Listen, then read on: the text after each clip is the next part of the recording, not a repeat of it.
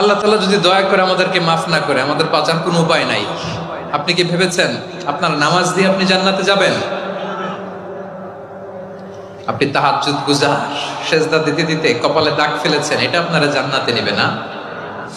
আপনি এলাকার সবচেয়ে বড় হাতেম তাই দানশীল, এই দানের ভরসায় বসে আছেন, কশিন কালো কথা। আমাদের নামাজ, আমাদের রোজা, আমাদের ইবাদত, এগুলোকে মিজানের পাল্লায় উঠালে কোনো ওজনই হবে না।